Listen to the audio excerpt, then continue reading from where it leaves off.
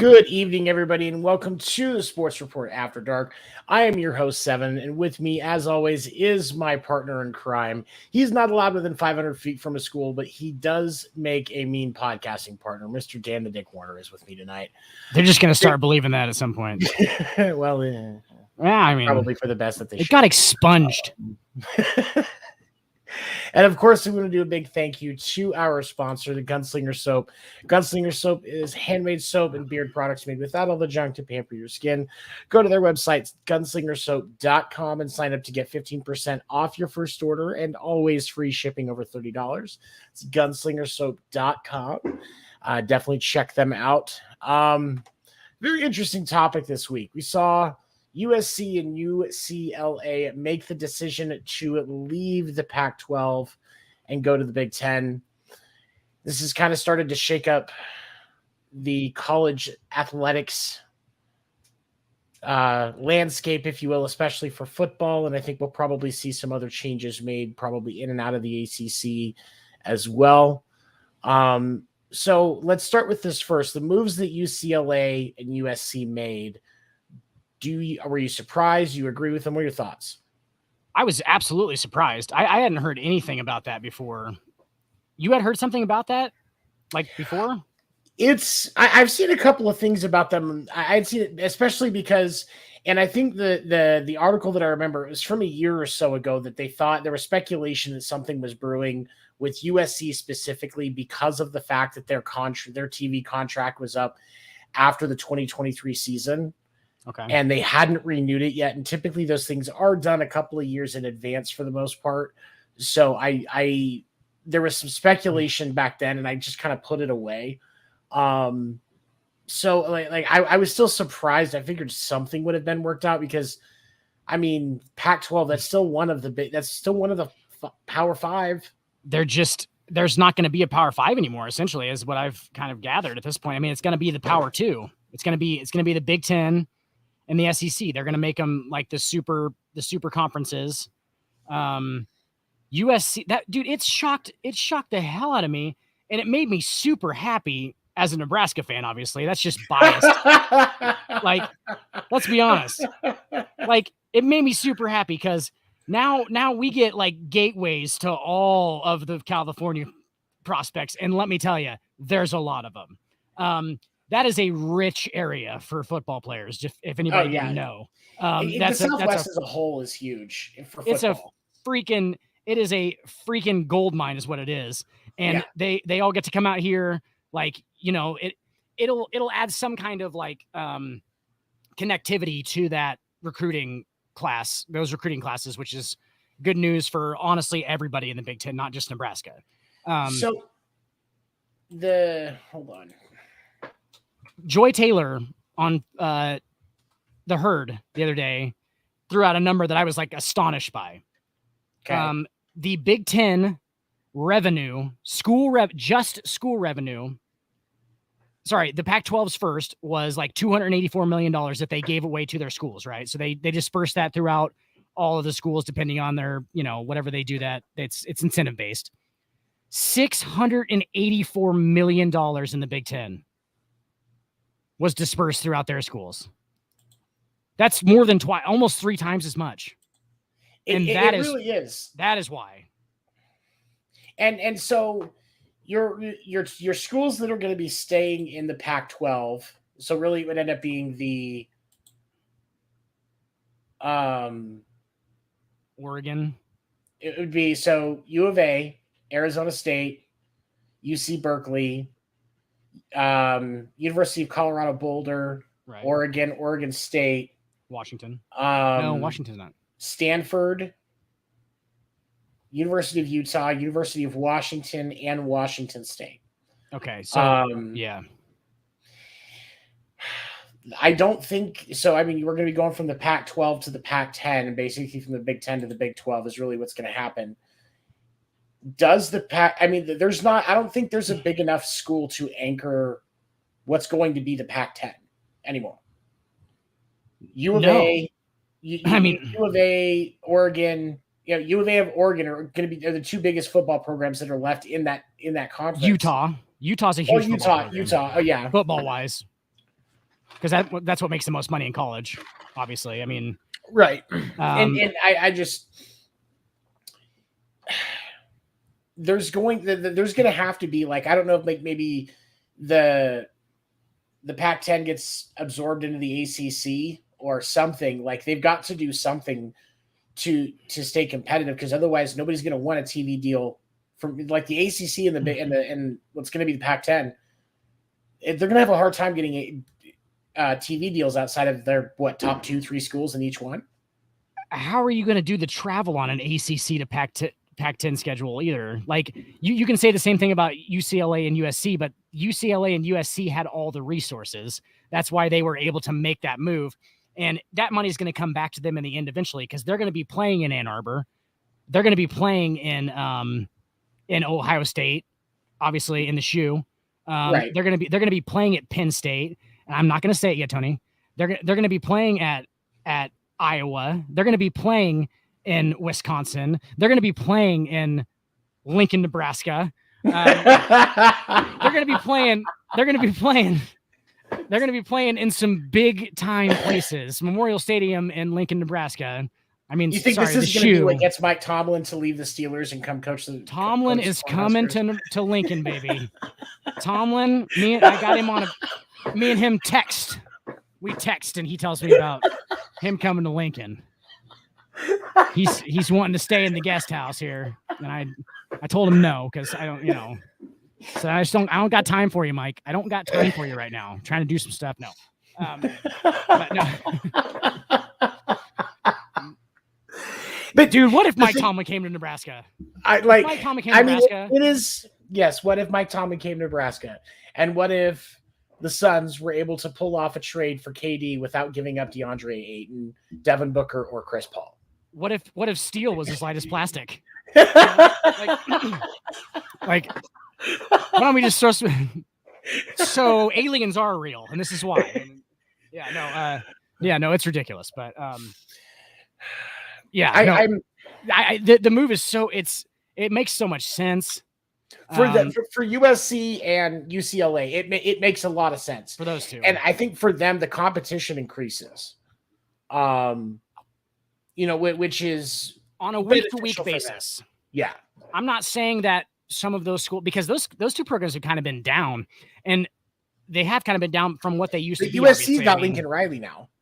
They do have Lincoln Riley, and that I was just going to say that's such a huge part of this. Let's not X that out. I think Lincoln Riley wanted a Big Ten move instead of an SEC move from Oklahoma,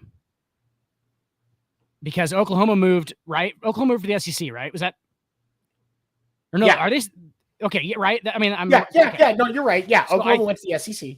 I think they told him they were going to do that, and I think that was part of them splitting up. Was he wanted to go to the Big Ten, and they wanted to go to the SEC for money stuff, and he was like, I don't want to get my ass kicked all the time. And the Big Ten is a little bit more would it be a little bit more competitive for the recruiting level that Oklahoma gets, and so that honestly that makes sense. I think. Money-wise, I get why Oklahoma went to the SEC, because clearly that was a financial decision. But you could have still done all right with Big Ten money. I think you could have done fine. I think they fit better. They fit better in the Big Ten, like that. Just kind of that. If you look at all the schools in the Big Ten, they're more of the Midwest instead of the Southeast, right? So there's most of the South, So it's more the Midwest style. Like they just fit better, and I think that he knew that. And like you said, like. Recruiting classes are going to be competing when they could have just kept the same ones. They go to the Big Ten, they keep the same recruiting lines and everything. And I think Lincoln Riley was screaming that from the top of that, whatever soapbox he was on that whole time. And they were like, well, money wise, it makes, and because it does. And he doesn't give a shit about that though. Like really, they're going to pay him no matter what.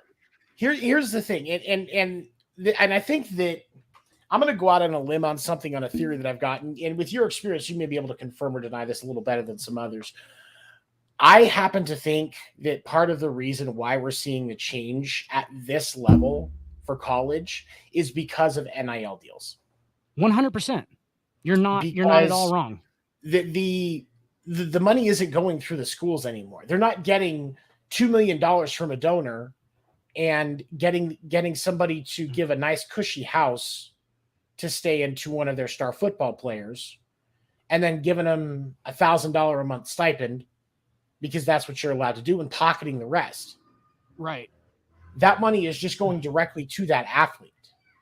Right. And the amount of money that these big schools, especially, I think your D2 and your D3 schools, I don't think you're going to see as much of an impact. But for D1 football, I think the NIL rules is what started this domino from falling. And I think eventually it's going to put us into a position where they're going to take the top 60 schools, basically D1, and it's going to turn into one big college football league with divisions and conferences and stuff like that. I think eventually 10 to 15 years, we see college football restructured like that for D1 football.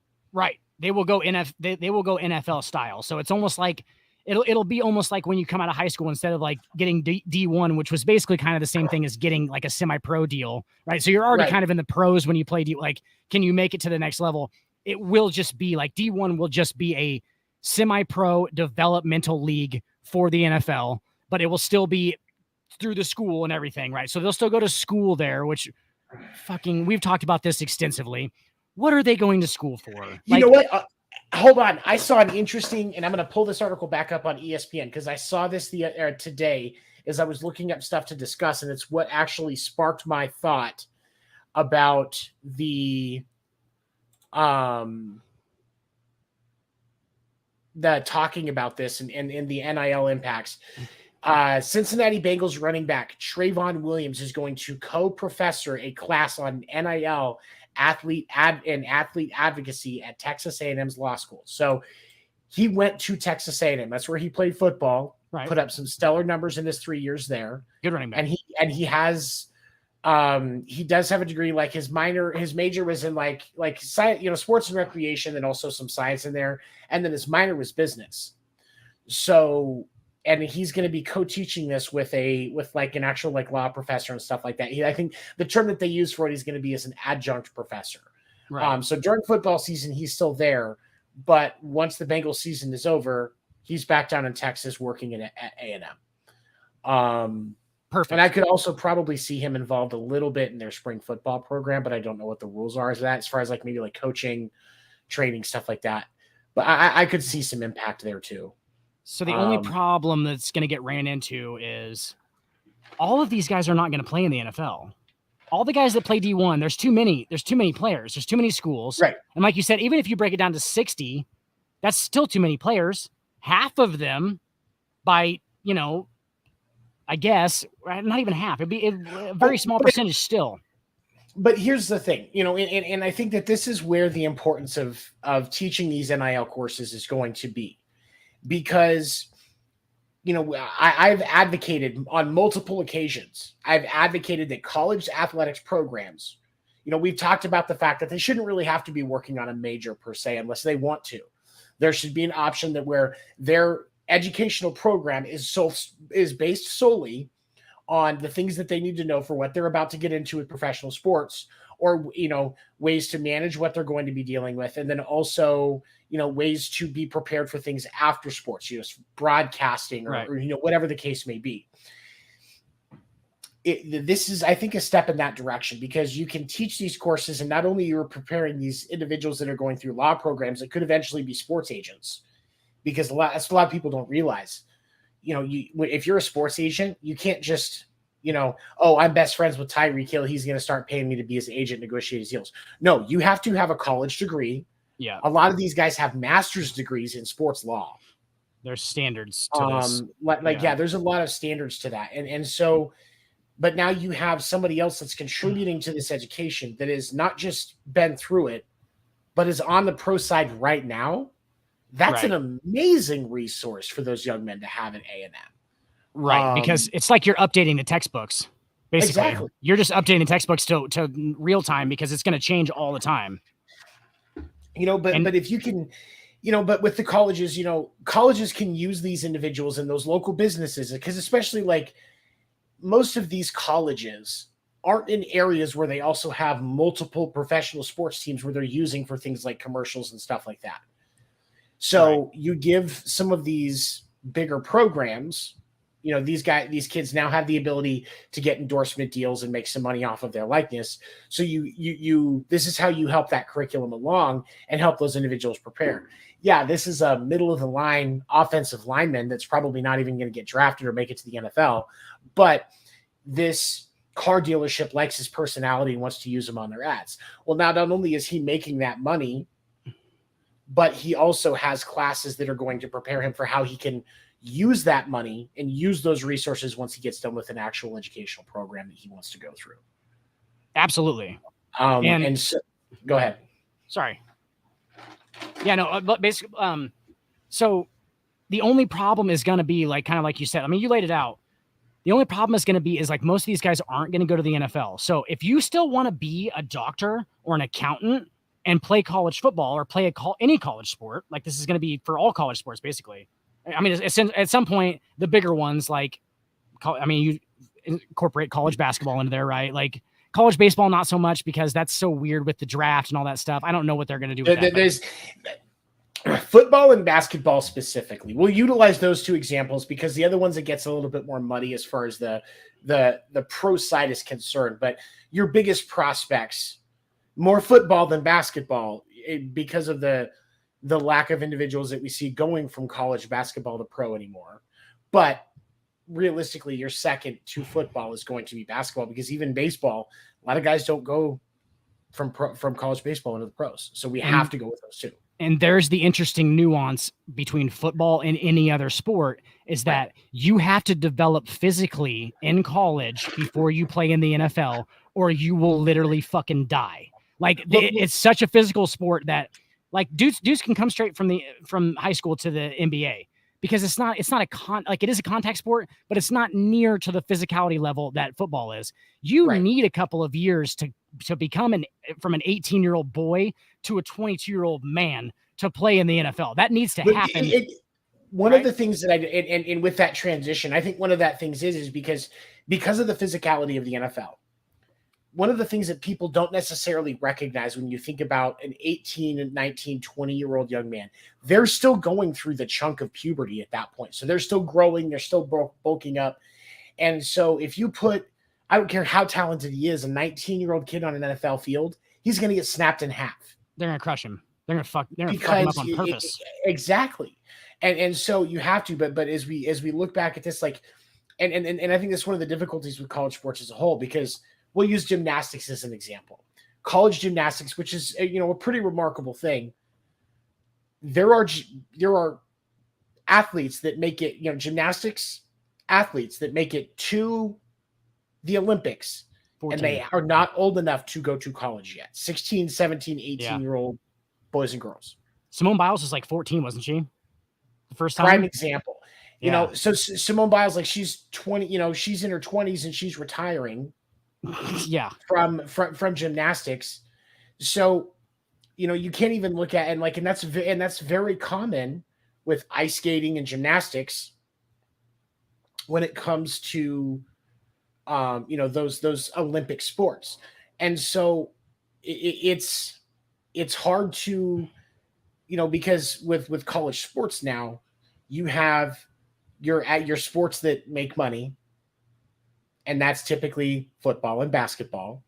Maybe if you have a good baseball program, you might get a little bit of money back or break even. We'll call it break even. Yeah. You're not. There's not a college baseball program in this country that is going to be able to compare to the profitability of the basketball and football programs. And I would say even the women's basketball program, because there's a lot of the women's basketball programs that are hugely profitable. I would say it's per the amount of resources they put into it. Based on because you look at some of these the women's basketball teams that are consistently in the Sweet 16. Baylor. Their programs are making money on absolutely, and probably more than their basketball. Or I'm sorry, than their baseball teams. And that's a weird thing to say because it's women's college basketball, but it's true. Right. Probably. Because a lot of those guys are gone too, though. A lot of those guys aren't going to college, but yes, I know what you mean. You know, and so volleyball, bro. Volleyball is huge around here. Women's volleyball is fucking huge around here. Like, I bet the Nebraska women's volleyball team makes around the same amount of money that their baseball team makes easily.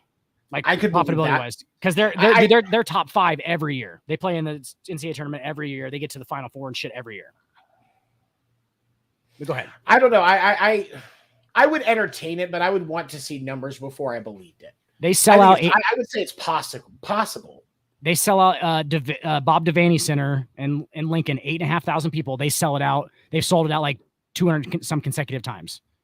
So it's 8,500 people. That's half of what the basketball stadium holds. And the Nebraska basketball team ain't selling no games out. I'll tell you that much.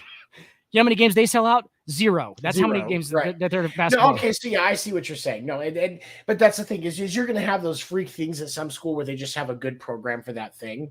Right. But the normal consistency thing is your money-making programs at most D1 schools, your money-making programs are football and men's basketball. And then possibly as a third, your women's basketball team. But outside of that, these guys, I mean, and when you look at it, when it comes to professional sports, those are the ones that are going to be making money as pros as well. Actual money. Actual money as pros. Yeah. And the basketball, you know, outside of the football, the basketball ones, it's actually still a stretch, but those are the 3 that have the biggest potential. But if you can prepare these individuals to utilize those NIL deals, which I think it's supposed to be a cathedral of higher learning when you think of a college. That's what it's supposed to be. Right. I think they have a responsibility to educate those individuals on those things and to understand the contracts that they're signing because they have so many resources to be able to create that curriculum. Right. Think about it this way. You're completely right. If you get a guy who comes in and is a whiz at biology, this guy's like he just has a knack for biology. That guy is going to be a doctor. What are you going to do? You're going to train him to be a doctor, correct? You're going to do the things that are necessary to make that person a doctor. Or say a guy's a whiz with numbers, he's going to be an accountant, or he's going to handle high mutual funds, shit like that. I don't know about all that stuff, but you know what I mean. Like, I see what you're saying. Yeah, skill sets. You're just taking somebody's skill set. These guys are athletes. These guys play a sport. You need to take. Why is every fucking dude who plays Division I footballs major? It's always, what is it? It's always either general studies or like some kind of like poli-sci thing that they don't care about. Like why are they taking math classes? They don't care about it. Like, you're not going to give the accountant guy phys ed. He's not going to take that in college. Why does he care about that? He doesn't need that. So like, and that's tailor it more. And that's the thing. And I think that it's one of the reasons why there has been, because in truth, when it comes to higher learning, post-secondary education, we'll call it, there has been more of and I think there's been more of a shift towards technical schools and apprenticeships and stuff like that, because you're learning what you need to learn. You're not wasting your time. Don't get me wrong. I think it would be great to have like I learned some French in high school. It would be great if I was going through a college class and got more refined knowledge so that, I get the chance to actually go to France. I'm going to be comfortable and be able to hold my own. You should be able to choose that, though. I can choose that. I shouldn't, if I'm not a foreign language major, I should not be forced to take foreign language courses. No. These 4-year programs, when a year and a half of those classes is actually the part that you're going to be using in your career. This is why technical schools and trade schools and apprenticeships and all of that are so much more sought after now, especially by our generation, because with the cost of an education, I don't want to waste money on classes that I'm not going to be getting anything out of. Bro, I retook calculus in college. Do you know how many times I've sat down at my grocery list and been like, let's use X2 minus X1 here and figure out what my grocery, but what the fuck? No, like I don't need it. What? Why? No, it's a valid thing, because there is truth. There is value in education when it's purposeful. Right. If I sit down, and I want to become a biologist, and I'm taking all of these courses on biology, and the sciences that intersect with biology more frequently, then I'm learning what I need to know to work in a biology-based career field. Why should I also be taking time to learn math that's not going to be related to my work, or a class on animal husbandry? Well, no, okay, and that's a bad example because it is biology, so that is kind of relevant. But I mean, but like, you get my point. Yes. There's no value in that. In with the amount of people that don't have a secondary education, post-secondary education right now, especially in the United States, if all of our collegiate programs for the education side transition into teaching the relevant content for that path, I would almost be more willing to overlook the inflated costs of college because I'm getting more directly what I need out of it. Right. If it's going to cost me $20,000 a year to go to college, but 2.5 years of that time that I'm spending in college is on classes that I'm not ever going to use any content out of, it's a lot harder for me to justify that $20,000 a year than if I'm only taking 18 months of classes and I'm going to be able to come out of it as, with a comparable understanding of whatever field I'm trying to work into at an entry level. Because the truth of the matter is, a majority of what you need to learn for your career path, you won't learn until you're actually in it, and continuing education and stuff like that. So, and that's ultimately, colleges are not equipped to make you a master at what you're trying to learn. They're trying to get you into the door so that your experience will teach you the rest. And maybe you come back and fill out some of those things that are missing in their curriculum with your work. Set you up a basis, get you as far ahead as you can possibly get without actually experiencing the job. When you go through an education, like when you're going through and training in a new company, go through training, like, entry level, Jack, we'll use call center jobs as an example. And I'll use this because I have the most experience with it. I've done, when I wasn't working in the music industry, I was working in call centers, because I can handle customer service and I have a great customer service voice. Yeah, you do. But when you're going, you could soothe me from my bill being too high. Man, I make people feel really good about paying $5,000 a year for home insurance because of where they live. Absolutely. And it takes a lot. It takes a lot. He's selling dreams. He's selling dreams for cash. Dreams folks. for cash. No. But I mean, or nightmares for cash.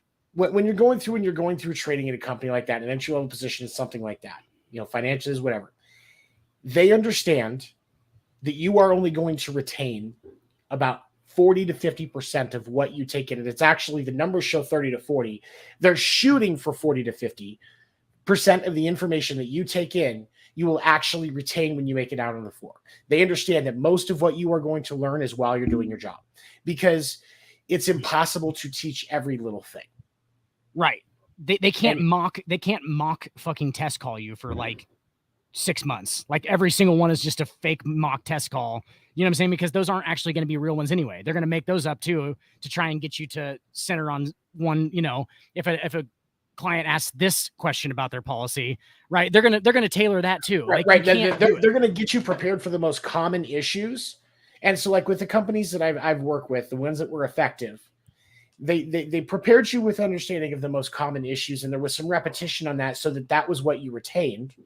But the other thing that they put emphasis on was utilizing resources like knowledge base and stuff like that, and understanding the search. Quite simply, and especially our generation is so good at this, utilizing the company's Google, if you will, to find that information. Those things and teaching those tasks make a person more successful than spending years teaching them every little thing. Right. Because experience is so much of a better teacher. But there are certain things that these young individuals need to know, and teaching them how to navigate and understand NIL deals. So here's the thing. Contract law, they do, if you graduate from get an undergrad degree, go to law school, your first year is contract and real estate law. That's what they teach you, and fine print and stuff like that. I had to learn contract law, tort law. It's a big piece of insurance. It's a really big piece of any insurance contract. And so I had to learn that as part of getting my licensing for writing and selling insurance policies. And if, you know, and that knowledge that I gained was actually really helpful, and I can use it in other, like when I get into situations with my landlord, I know exactly what to say to light a fire under their ass because I understand the rules of the contract. Right. And this isn't just about reading. It's about understanding the principles that dictate what they call tort law. Take them and leave them. The actuality of that fine print. You know what that contract actually is, things like reasonable expectation, stuff like that. These are all principles that these individuals should know. Freshman, if you're coming in as a freshman and you're going to have an NIL deal, or you're in athletics enough that it's anticipated, your first semester you should be taking a class on tort law, contract law. Yes. Because there's a possibility of you signing. That is one of the most relevant. That is one of the most relevant pieces of information that you will learn in college in that situation. And and here's the thing: there's a lot of people that when they think about contract law, they think that it's complicated. It isn't. No. It just once you learn it, like you could go into a YouTube video and search tort law, 10, 15 minutes long, and have a pretty decent understanding of it. You might want to just spend some time working at it and researching specific situations. There's nuance. There's nuances, and that's why you take a full semester, and you can teach it effectively in a full semester. But these young individuals that are coming into college, especially with the amount of money that's going into some of these NIL deals, and I think the NCAA is going to rein that in at some point. There's going to have to put a cap. Well, it's not. It's just the wild fucking West right now. It's just the wild fucking West, and it's not the schools too. That's the weirdest part. No, it's not donors. The schools. These are boosters, is what we used to call them.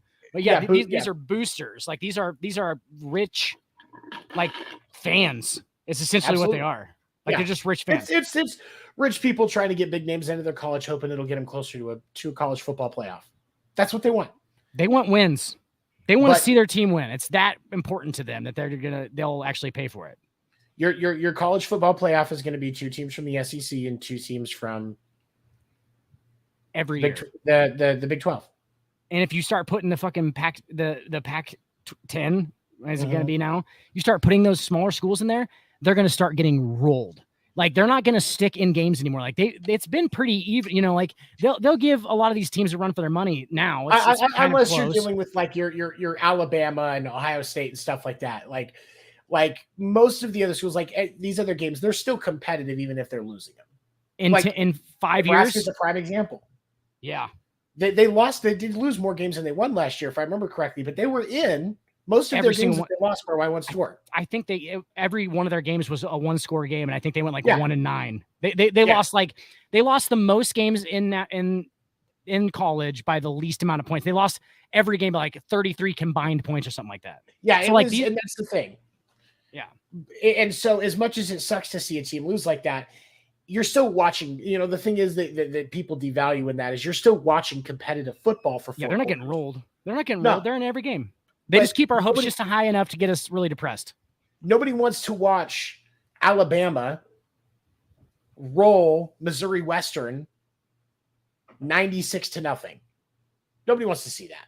Those are just spring games for them. Exactly. And the other school gets paid. That's the only reason they play them. And that's the thing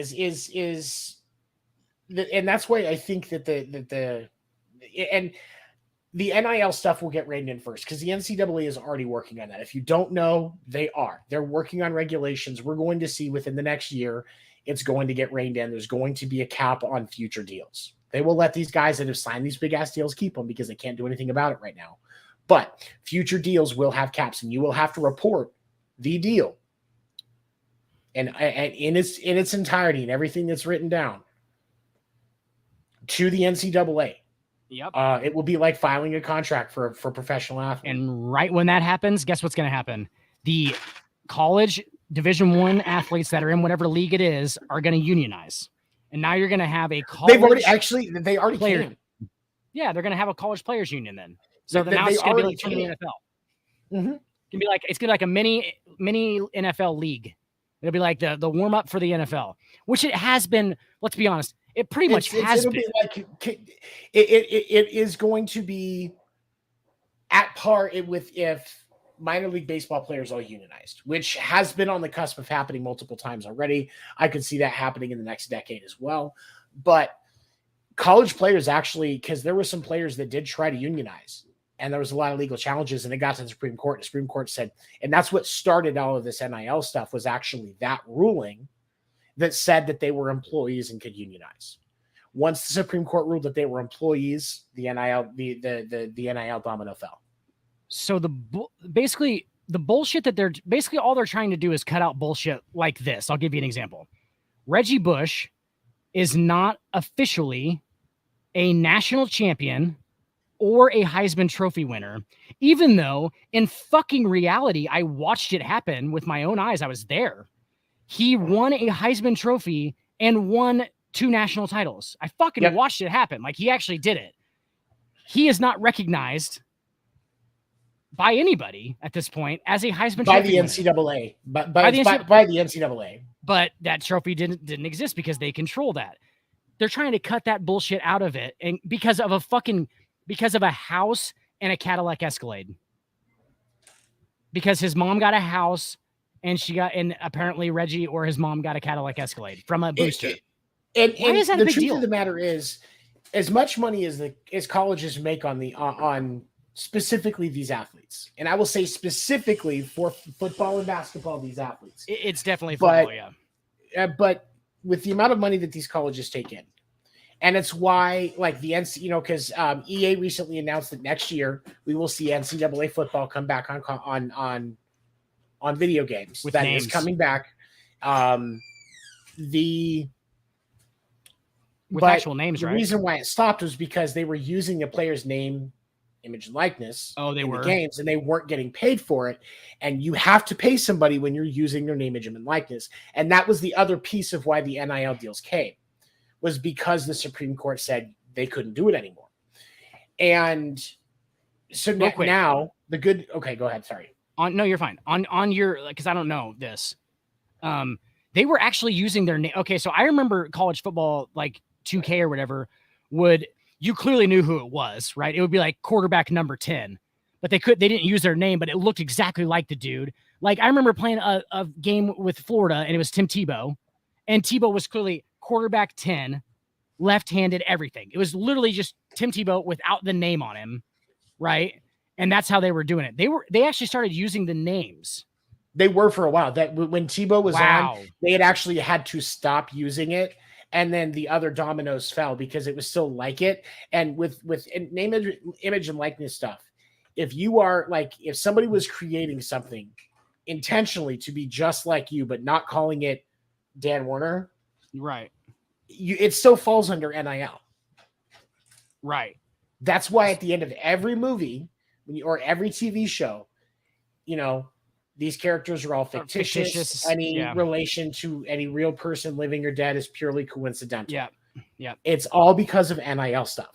Right. Like, this isn't just a college athlete thing. And why every phone number is 555. Right. Exactly. Yeah.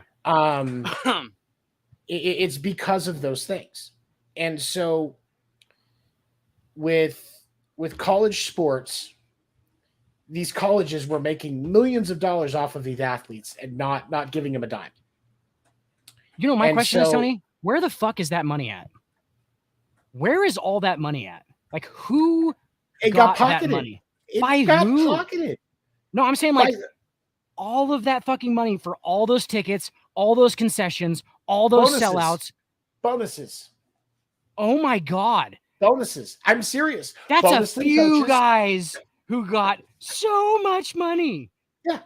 Bonuses to coaches and deans and assistant coaches and stuff like that. That's a travesty. It is. And so now these individuals can get paid. And even if it's only for a short term as they transition on to what they're going to do after college, that's great. Let them make money off of themselves while the opportunity is there. And tell me, if you're not like a fucking world-class electrician at 18 years old, you can't go fucking make a bunch of money being a world-class electrician at 18? You can. You don't need fucking shit. You don't need to go to college and shit and like be in a electrician's league. You can you can just go fucking be an electrician and make a bunch of fucking money. Why can't you do it playing football? Yeah, you still have to go to school, which is weird. But that's why football's so weird, because you need that transitional period to get physically, you know what I'm saying? Like, and electrician's a bad example, because even if you've been working with your dad since, you were a kid, there's still stuff that you need to learn. And that's why there's, when you're going through the electrician's union, you still have to go through the apprenticeship. You may be able to test out of stuff and go through it quicker, but that time is still going to be there because they want to make sure you know what you're doing. But I do get what you're saying, though. And the thing that's hard is with a lot of these athletes, especially with football and basketball, a lot of these individuals with remarkable talent, this is their ticket out of a bad neighborhood. And if they're not going to be able to financially help their family, they may not be able to really go to college. And so that's why these individuals were getting helped out. That's why Reggie Bush's mom got a house, so she didn't have to worry about it. And he didn't have to worry about his mom being taken care of. Right. And that's what it is. Reggie Bush should not be winning a Heisman Trophy and also looking for where his next fucking meal is going to come from. Exactly. Because there's plenty of money being made off of him, and he's doing all of it. He's working to do that. Yes. Was he naturally talented? Absolutely. But he's also working every day a fucking more than full-time job, overtime, to do said thing. And because he's young and he's in college, what the fuck is the difference? He's still working that hard to make you that much money. He deserves some of it, a lot of it, probably all of it. And like the fact that they couldn't technically pay him for it is the most ridiculous goddamn shit ever. And it's a bunch, and it's been covered up for so long because of what we were talking about, and boosters and fucking college officials are getting paid this money that these athletes are supposed to be getting paid. And that's the most egregious thing about the whole thing. I don't care about these guys getting paid. They're doing the work. Fucking pay them. But the guys who are just collecting the money for nothing, what are those dudes doing for all those bonuses? What are they doing? Like you said, nothing. And this is, and what makes it me even more frustrated is with all of the money that goes into these schools because of TV deals and boosters and sponsorships and all of these things. Why is the average cost of a Division I school $20,000 a year for tuition and books? That does not make any fucking sense to me. If you want to use these sports as a fundraiser for your school, I have no problem with that. It's business. The money's on the table. Grab it. But why is somebody spending $20,000 a year to go to a school for an education when that much money is on the table that you are taking? That's what I don't get. Because there's 6 or 7 guys that work at that university that are getting 99% of that money, and it's going right in their fucking pockets. And that is that's the craziest thing to me, dude. Where is that money going? Educators, and like your people that are doing the work at the school, people that are actually working deserve to get paid. Yeah, exactly. But why is it that you can be a college professor and get 6 figures, but that college professor is teaching somebody an undergrad class for a teaching degree so they can go make $50,000 a year?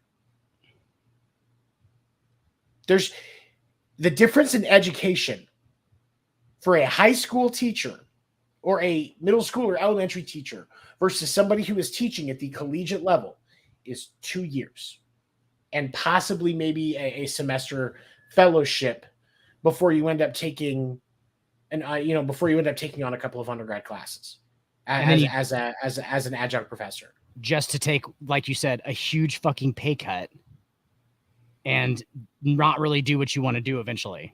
Like at the end of it, that's right. I mean, that's the ultimate goal behind it is then you just take a pay cut and then you just go back to, I don't get it. And if anybody watches our show a lot, this is the conclusion that we often come to is that the system is so weird. Yeah, it literally is like that's always what we come to. It's always like this stalemate of like, we're always like, so what is this then? Like, God damn it. There's some parts in here that I don't understand. And like, it's because the system is so fucking broken. This is the conclusion I would come to. Yes, I think this is the conclusion we come to almost every time, and we don't say it out loud. Is the system is fucked. The whole, all these systems, all these institutions are fucked in so many like just carnal ways. Like they're just, this is what's happened for so long. So now it's just what we do. Like after high school, you just go to college, Tony, and you go pay $100,000 for an education that you don't use. Yeah. And that's where the flaw in this plan is. Like when we look at the debate about, student debt forgiveness, which has, I think, been a very common topic. We've only got a couple of months left until the COVID relief rule stops and people are going to have to start making payments. They're saying that Biden's going to have to make a decision too soon on student loan stuff, on student debt forgiveness.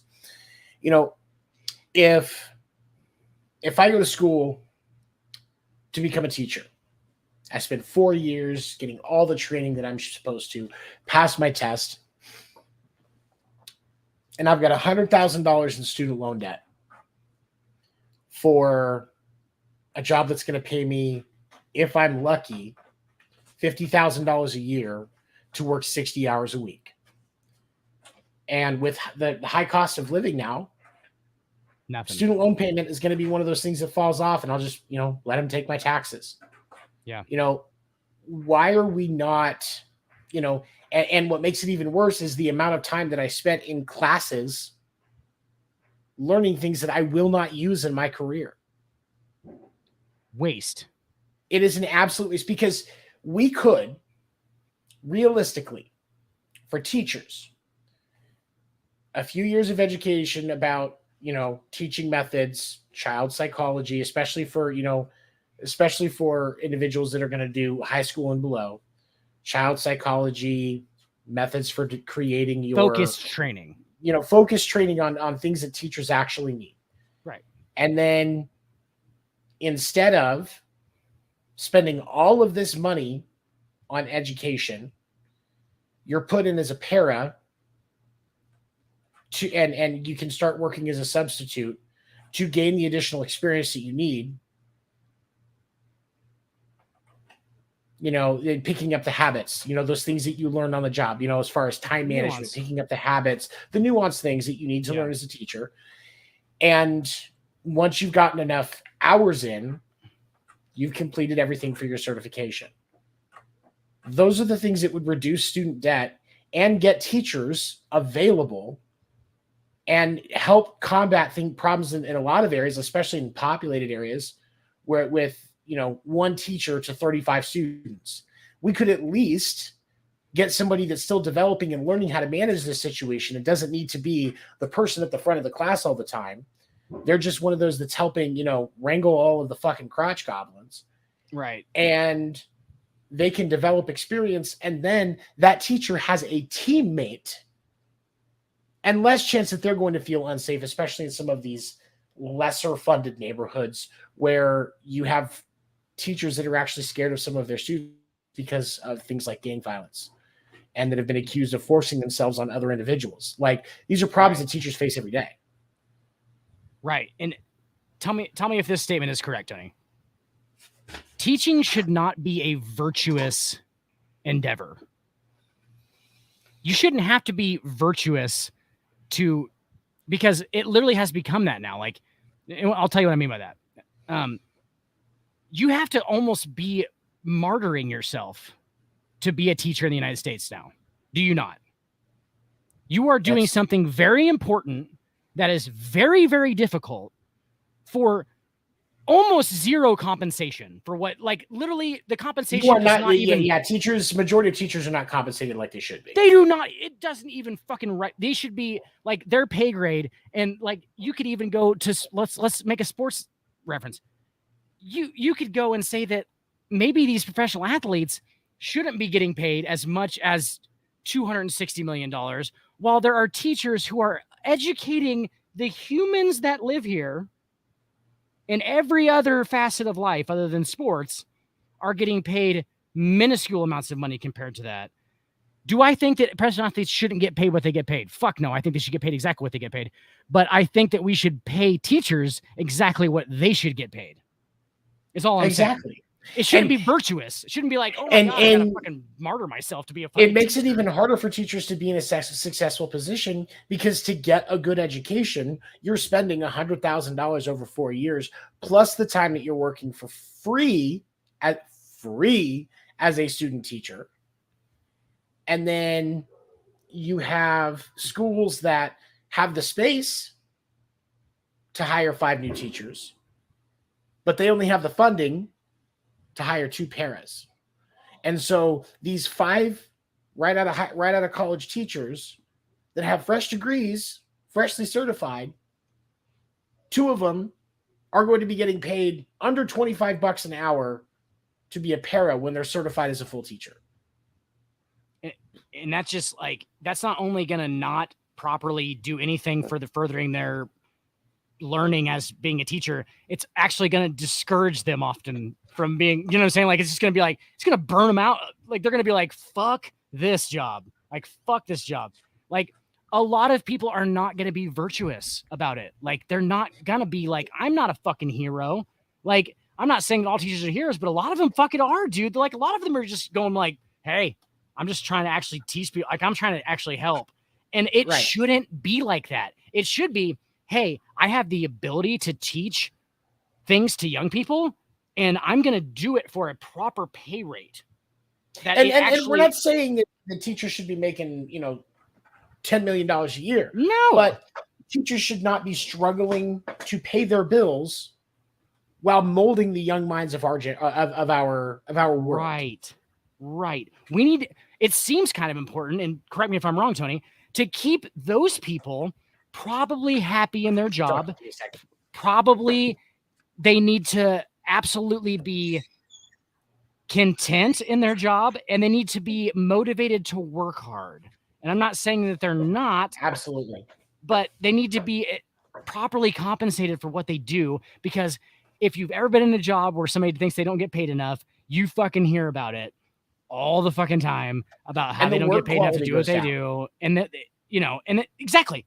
Absolutely. It's going to go down. And they're it's not only going to go down, they'll just start doing shit that's actually like counterproductive, because they don't think they get paid enough. And I don't blame them.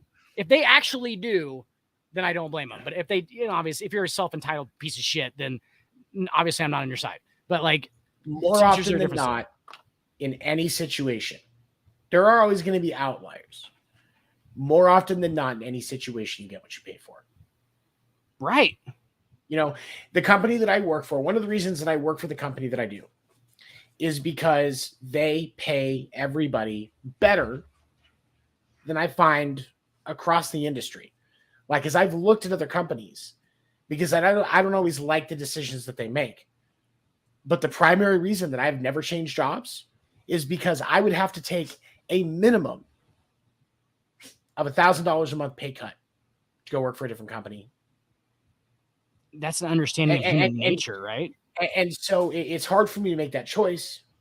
But because of the fact that they pay me and I don't want to lose this job, even though I'm not happy with some of the decisions that my company made, rules and stuff like that, I'm not doing anything, just things I disagree with, semantic stuff like that. I still, when I go to work every day, I put my effort into it, because I don't want to wake up one morning and not have this job unless it's by my choice. Right. Because when you go into a call they center, figured out how to go ahead. And again, using the call center analogy on this again, when you go into a call center where the reps are not paid well, there are two problems you will always have. One, attendance will be absolutely horrible. Garbage. Because people don't give a fuck. And two, and it will be a revolving door of turnover. People. Turnover is super high. That's the other piece of that. And then the second thing is, if they're not paid enough, people's food gets stolen out of the lunchroom. If you're ever looking at a place to hire, going through the interview process, and one of the things that you learn in that process is that food gets stolen from their break room a lot. Don't work for that place. Don't Don't because do they it. don't pay enough. You will see people committing fraud with Or they whatever treat their job you, is. or they treat you shittily. You know what I'm saying? Like Treat they you- either yeah. don't pay you enough, or they just treat you like shit. Because that's clearly Yeah, and what it that's is. the thing. And so that's the hard thing with this. And so, but with teachers, we just don't give them the resources to do their job. Don't pay them what they deserve to do their job. And then we wonder why the American education system is not even top 10 in the world. We're actually near the middle to below the pack. Welcome to the third world. You know, and that's the thing is we're actually rated as bad as some, you know, what we consider third world countries as far as our education system is concerned. Because they're trying still. You know, they're so, you know, and it's, there are education systems in other countries that produce more stable learners and more information learned. And like in Norway and Sweden, kids don't have homework. Until you get into a collegiate level, there's no homework, because when you're not at school, you should be learning, you know, you should be just doing things to enrich yourself, being happy. Right. You know, they don't have, but they also don't have school shootings or fights at schools because, you know, instead of the kids being there for 40 to 50 hours a week, they're there for 30 max. Yeah. And they're probably getting taught much more focused subjects that teach them things that they actually will use. That's my biggest issue here is like, Tony, you said it earlier. How many fucking hours did we spend in a classroom and how many hours of homework did we probably do? I mean, I didn't do that much, but like, what were we supposed to do? How many hours was I supposed to do of homework? Or like I sat in a fucking classroom that I never, like Lewis and Clark, very interesting story. Never been referenced on it. Nobody was like, hey, your next paycheck involves the crossing of the Missouri in 1846. Which one did it, Lewis? Like doesn't matter. It's useless information. If I want to research that as an adult, I'll figure it out. You know what I'm saying? Like I'll just figure it. Like that's something I want to know. Well, no, and there's certain things like within history. There's certain things just to understand. Like there is a part of that. There is somewhat of a value in that. But like, you know, in high school geometry, one of the things that they have you do is 2-column proofs. Do you remember those fucking things? No. And so it was always it was, you know, it was basically talking about a lot of, you know, mathematical theories, rules, like mathematical rules. And it was, there was no logic to the entire thing. And it's not something you use in college. And it's not something that you use in any career field unless you are unless you are an academic, somebody that works in academic mathematics. Quantum physics. Yeah, all these fields that very few amount of people go into. And also, Tony, let's just throw some more confusing shit into a teenager's brain. Let's just throw out some theories that they're like, what the fuck are you talking about? There are, and like I've explained this to my son, because there's a lot of times like you'll hear, you know, how am I going to use this? Now, there are certain things, it's more about training your brain in the way that you think for processing. Like with all of the math that you do and the repetitions that you do and the slow building that you do when it comes to certain math, we'll say up through algebra 1 and 2. And I'll set the line there for a reason. Just follow me along with this. It is about training your mind to solve the problem. Like, you know, you always talked about with order of operations, processing, how to look at the problem and solve it and break it down. That's ultimately what it's teaching you.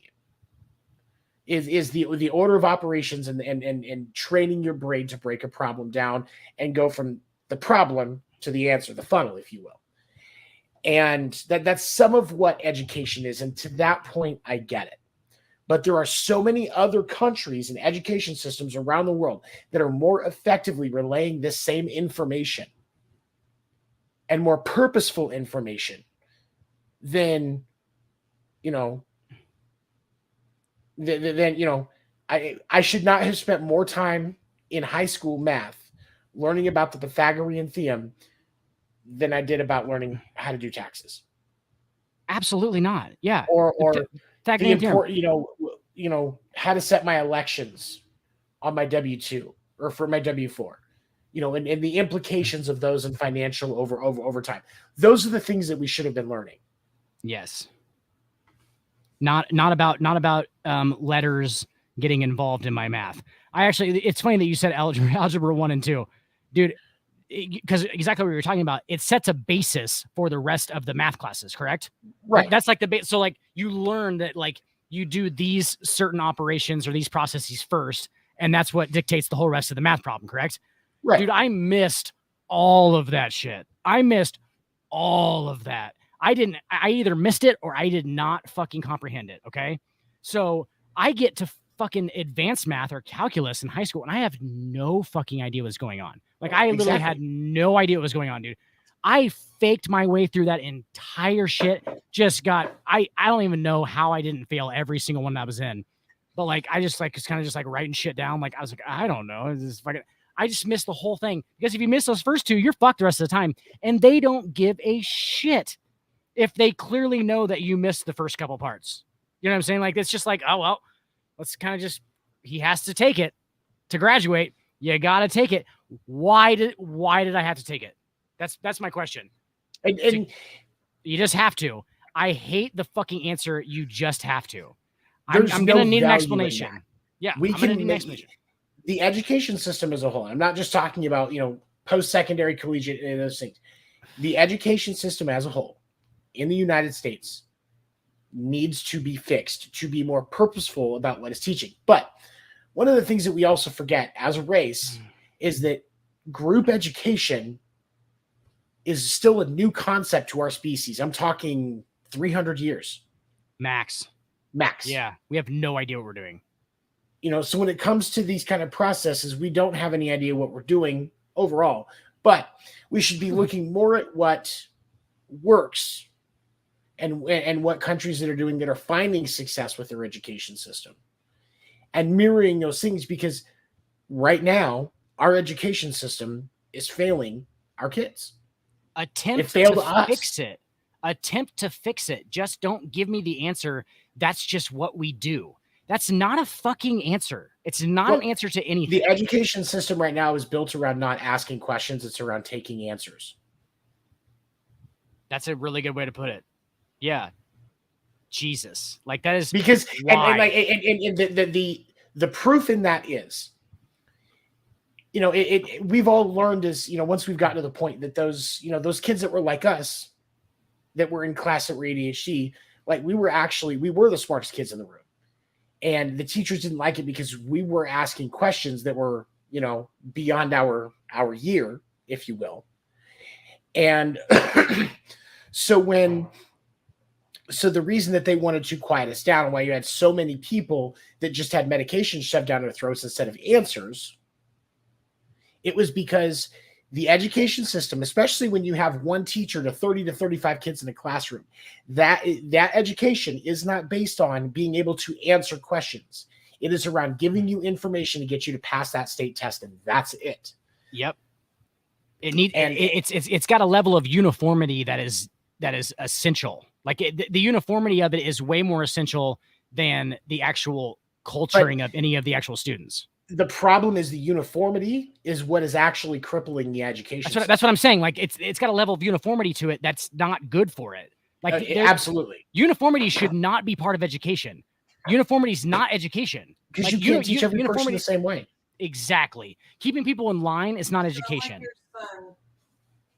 Like that's not education. Like people being like individual learners is educate. Like tailoring it to a specific route that a specific person wants to go is going to help everybody in the whole, and that's going to create better uniformity. That's what I'm not understanding about it. It's like, why would you want to? Because they just want to just rack everybody through, because that's just what we do, Tony. That's just, I don't know. That's just what we do. Yeah. Because you don't question the process. And the thing is we should be questioning. We should be questioning the process. Why are we process. not? Well, I mean, we are, but like, yeah. what the fuck? Okay. Care? All right. So it is definitely time to wrap up. Any final thoughts before we end tonight? It's just, I mean, we just end the show, Tony, because that's just what we do. Yeah. We just end the show because that's just what we like when I turned 18 and graduated high school, I called my dad and I said, "Hey Dad, what do I do?" And he said, "I don't know, get a job." So I got a job, and 2 years later I called him. I said, "I don't know, Dad, what should I do?" And he said, "I don't know, get married." It's Fight Club. Worst advice you've ever gotten. No. Yeah, I did not get married. That was it was definitely good tonight. And for those of you that are watching, definitely, please be sure to support gunslingersoap.com. I know the guy that owns it personally, really nice guy, great company. He really supports is a firefighter. And I think looks like a skinny David Draymond. I thought about that the other day. He kind of does. He looks like a skinny Dave Draymond. Yeah. So does Whitney. So does Whitney. Strangely enough, yeah, Whitney Clark. Whitney Clark does too. Yeah, Whitney Clark. Shout out Whitney Clark. What up, bro? Amazing artist. I love that guy. Very talented artist. He is remarkable with some of the stuff that he does. He does. He's very good at shaping his pictures in a unique way. Like he can take a normal picture and make it like a, he does negatives. Most of his shit is negative, so he's got the black. Yeah. He uses the white. He paints it. That's how he paints it. Is if he's taking something from a regular photo and painting it into a negative thing, like the amount of mental work that you have to do to get to achieve that. Who do you think I fucking went to about those pictures that I showed you? Those pictures that I showed you of my sister and stuff for a wedding. That's who I went to immediately. I said, hey, how do you do this? And he was like, he just told me, I'm not gonna fucking tell you guys because fuck that. Because I asked him. But he kind of told me about what his process is, and that's how I came out with that. So like, and it turned out really well. I mean, right? So like, that's who I went to. So like, the guy's talented as fuck. Even though, look up if you go on Instagram, look up Whitney Clark. Whitney Clark, he's a painter, and he's tremendously talented. Also a really cool dude. Really very cool dude. Oh yeah, I've pounded a lot of beers, listened to a lot of Alice in Chains with that dude. We listened to a lot of Alice in Chains, drank a lot of whiskey. I had one final thought. I feel like I need to thank anybody who's watching because that's awesome, and I love that you guys watch the show. Also, apologize that we never come up with any actual answers. Like I said earlier, it's just a bunch of like we just get to like the end of it, and we're like, "Fuck, man." Well, that's kind of fucked up, right? People are. I'm not saying people are asking for answers from us because clearly, if you're doing that, you're far misguided from what this is about. But yeah, I think it's hilarious that we just get to like an ending point and we're like, well, fuck, man, we really don't know. Hold on here. I'm gonna do this really quick. I just want to show this off. That's what every single answer is. Hold on, and then I want to go back because I'm gonna put. Are we gonna rep Whitney? I'm about to. We should. Music pictures. He takes Cash App. He takes Venmo payments. He'll do it. There you go. Hold on. So this is his page, this Facebook. You can check his stuff out. But I want to show. I just downloaded his most recent. This is just his most recent one that he posted. I don't even know if I've seen this. Oh my god. The it looks like it's moving is the craziest part. A lot of them do. They look like they have with depth. It's got like it looks like you can feel the emotion of the pictures almost through all of them. Dude, his fucking Lemmy from Motorhead is one of the greatest. It's like one of the greatest like it feels like you can feel who Lemmy was. I didn't do like that extensive research in Lemmy, but you can feel like who he was through the painting, and it's fantastic. Oh yeah, very absolutely. Good. He's great at putting up emotion and all of that with his stuff. But my final thought would be I feel bad for Steve Nash because he I is don't. fucking screwed. Obviously, he's screwed. I mean, he walked into Brooklyn and was the coach. Like, you might as well just, like, in the contract, it might as well just say, like, this is going to end badly. Just try and hack it as long as you can. Like, that should be the end of every Brooklyn Nets coaching. He's going to be, like, he's going to have to go back after he gets, because after next season, he'll get fired unless they have some kind of a remarkable year. And he's going to have to go be an assistant coach somewhere for 5 to 10 years before he's going to get another shot. This is why I said when he was hired, he was not experienced enough to get that job. He should have been an AC somewhere. Well, but doesn't that counteract the fact that he's going to have to go back and be assistant, because most guys don't get the head coaching job off of nothing. He wasn't anywhere before the head coaching job. He just got it. And he should, that's why he shouldn't have been. It's the goddamn Canadian privilege, Seven. And that's what we're talking about next week. I'm just kidding. No, but it really it's because they were just like, Steve Nash, he was a great point guard, should be a great coach, right? Doesn't work that way. Magic Johnson tried to coach. Didn't go great. Did not go great. Did not go great. So, yeah, I don't feel sorry for Steve Nash. I think he should have to fucking pay his dues like everybody else did. Just because he won a couple MVPs, stole one from fucking LeBron James. Absolutely. Because he averaged 13 assists a game, Tony. All right. Unbelievable that people are taking MVPs from the king. You don't take MVPs from the king. The king gives MVPs. The king gives MVPs. All right. The king GMs and gives MVPs. Well, Dan, it was definitely a pleasure. Yankees. Go fuck the Yankees. Yes. Fuck the Yankees. I agree. Happy birthday, America. Happy birthday, America. The founding fathers would be ashamed of what you have become. And you guys all have. They also owned slaves, though, so they didn't have the best judgment. Thank you for joining us. Is that the Fight Night background?